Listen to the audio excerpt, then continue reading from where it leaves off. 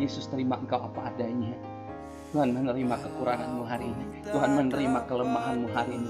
Kenapa saya mau bilang, di tengah kelemahan kita, di tengah kekurangan kita, disitulah Tuhan akan pakai kita bisa jadi berkat bagi banyak orang. Berhenti.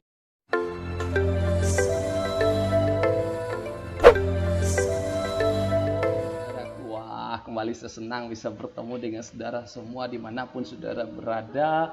Apapun yang sedang saudara-saudara lakukan hari ini, saya berdoa biarlah saudara selalu ada dalam berkat-berkat Tuhan, dan saudara selalu hidup mengandalkan Tuhan, percaya bahwa Tuhan akan membuat segala sesuatu itu indah pada waktunya. Nah saudaraku, hari ini saya akan mengajak saudara belajar tentang satu judul, yaitu tentang kasih yang sempurna, atau disebut dengan perfect love. Saudaraku, mari saya mendasari pembahasan kita hari. Kita buka di dalam Yohanes 3 ayat 16. Yohanes 3 ayat yang ke-16, firman Tuhan berkata begini, karena begitu besar kasih Allah akan dunia ini, sehingga Ia telah mengaruniakan anaknya yang tunggal, supaya setiap orang yang percaya kepadanya tidak binasa, melainkan beroleh hidup yang kekal. Nah saudaraku, ada 3 hal saya pelajari tentang kasih yang sempurna dari ayat ini. Yang pertama saudaraku, bahwa kasih yang sempurna itu bicara tentang pemberian. Saya mau bilang begini saudaraku, bahwa wujud dari kasih Allah yang sempurna kepada manusia, bahwa wujud bahwa Allah membuktikan kasihnya itu kepada setiap kita, dan bahwa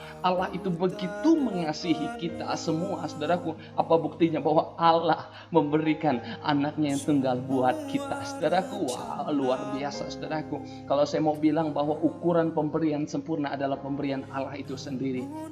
Tidak ada orang yang mampu memberi sesuatu yang berharga dari dirinya kepada orang lain.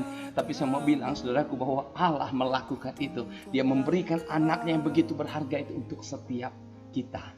Bukankah ini menjadi sukacita kita hari ini, bahwa Allah sudah memberi bagi kita? Tanggung jawab kita saudaraku, ketika kita sudah menerima dari Tuhan, seharusnya hidup kita juga hidup yang memberi.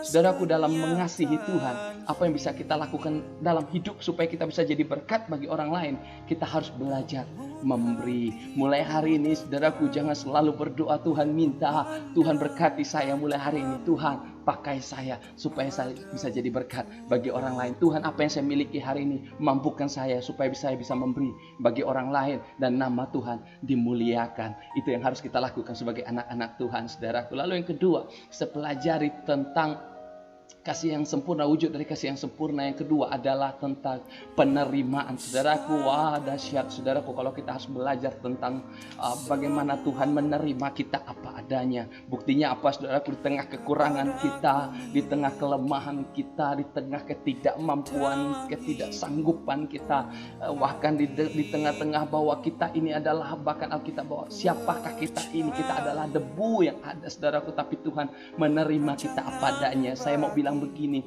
ketika Allah memberikan Yesus buat kita, anaknya buat kita, bukan karena kita ini punya lebih saudaraku, bukan karena Tuhan tidak mampukan menciptakan sesuatu yang baru lagi, manusia yang baru lagi, tidak. Tapi kenapa? Karena Allah menerima kita apa adanya, dan bukan karena ada apanya saudaraku. Ketika manusia selalu melihat bahwa ketika mereka menerima seseorang karena dia ada maunya untuk seseorang tersebut, dan dia mampu menerima seseorang karena seseorang tersebut punya kelebihan, karena seseorang itu punya kemampuan yang luar biasa di atas dia, maka orang tersebut bisa menerima dia. Tapi saya mau bilang bahwa Yesus terima engkau apa adanya.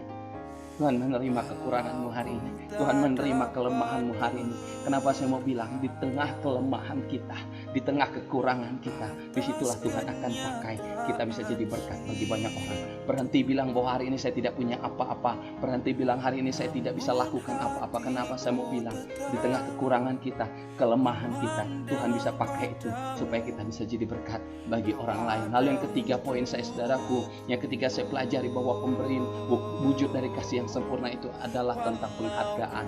Wah saudaraku, di tengah-tengah manusia tidak menghargai keberadaan kita ketika kita tidak punya apa-apa, saya mau bilang penghargaan terbesar Tuhan untuk kita adalah anaknya itu.